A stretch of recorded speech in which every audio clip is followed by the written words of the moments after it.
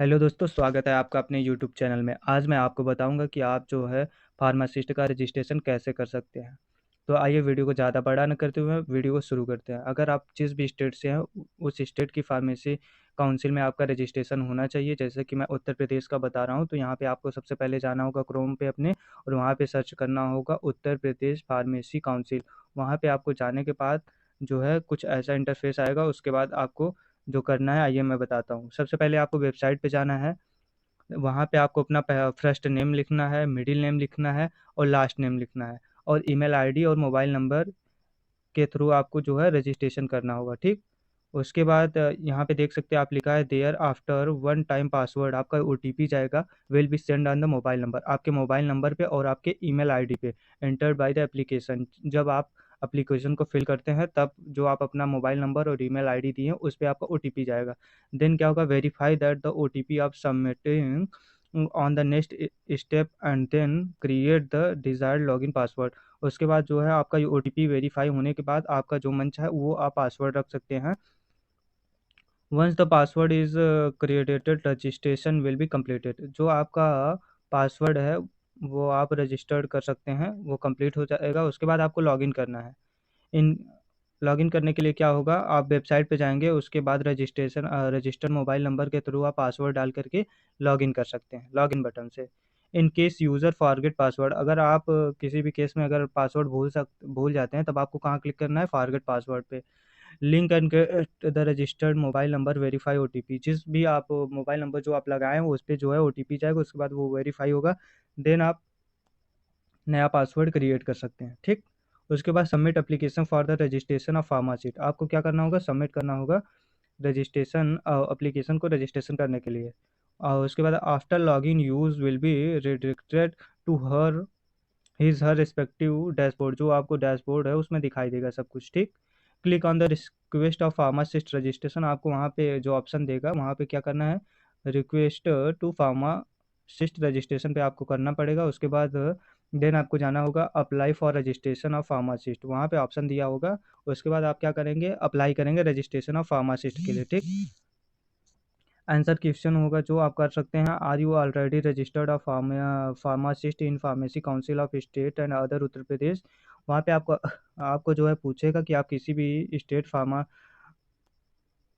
Pharmacy council में कहीं भी किसी भी स्टेट में अगर आप रजिस्टर्ड हैं तो यस या और नो करना होगा, ठीक। उसके बाद आपको जो है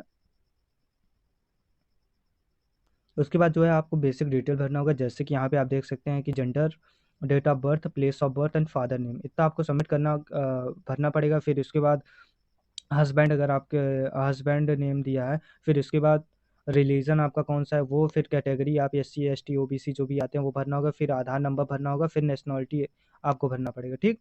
उसके बाद आपको परमानेंट जो है एड्रेस भी भरना होगा। उसमें ये यहाँ पे आप देख सकते हैं, उसमें पूछा रहेगा हाउस नंबर, विलेज, फिर locality name of police station, थाना आपका कहाँ लगता है, कंट्री किस देश के हैं आप, स्टेट किस स्टेट के हैं, डिस्ट्रिक्ट और पिन कोड आपका, ठीक। उसके बाद कॉरेस्पॉन्डेंस एड्रेस भी, अगर आप कहीं और से करते हैं या हैं तो वो भी एड्रेस डाल दें, नहीं तो ऐसे सेम ही हो सकता है, हो जाता है, ठीक।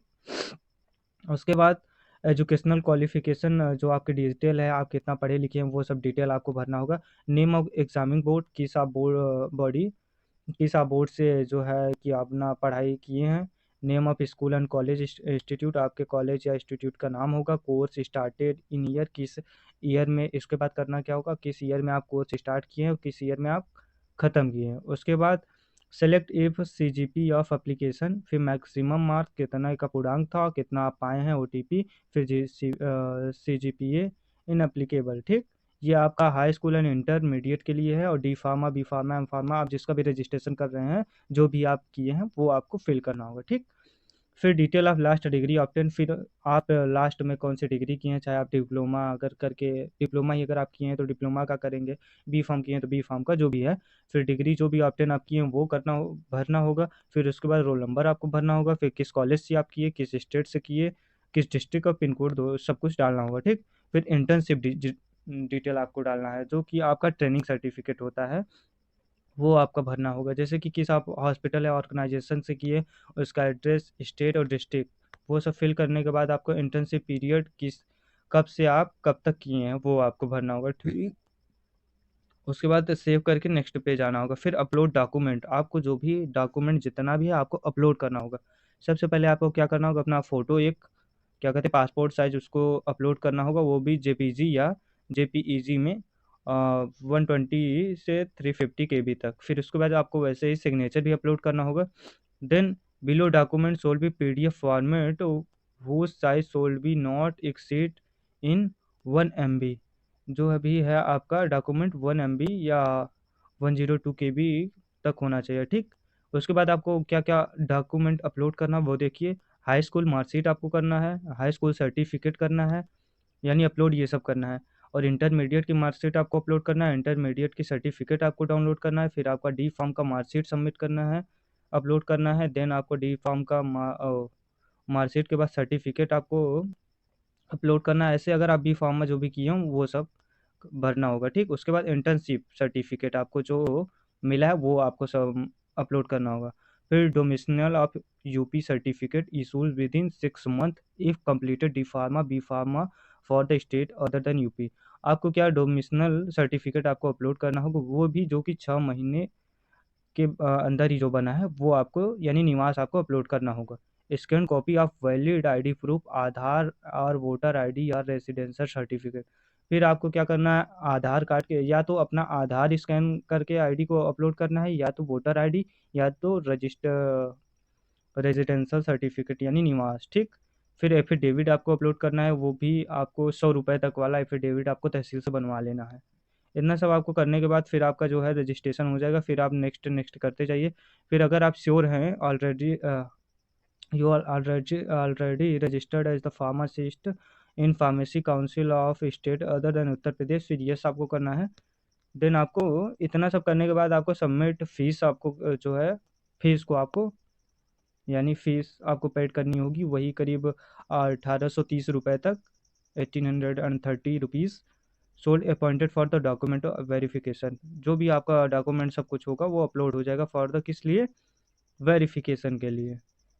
After the document verification action take by the UPPC authority approval registration of the application applicant or any query raised of the UPPC will be notified the application through the SMS email and applicant dashboard। इसमें क्या भी होगा, जो कुछ भी आपका होगा वो एज ए SMS और आपको जो है ईमेल पे आएगा, या तो आपके डैशबोर्ड पे शो करेगा। एप्लीकेंट जो भी यानी भरने वाला है वो आपका ट्रैक भी कर सकता है अपने डैशबोर्ड के through. View application status request for the pharmacist registration आप ट्रैक भी कर सकते हैं। फिर अगर आपको ये सब होने के बाद आपका सब कुछ क्लियर हो जाता है, आप एक प्रिंटर निकलवा लीजिएगा या अपने PDF लास्ट वाला फॉर्मेट डाउनलोड करके रख लीजिएगा, ठीक। तो कैसा लगा आपको वीडियो दोस्तों, आपको अगर अच्छा लगी हो, अच्छा जानकारी हो तो आप वीडियो को लाइक करें, सब्सक्राइब करें और वीडियो को शेयर करें। Thank you.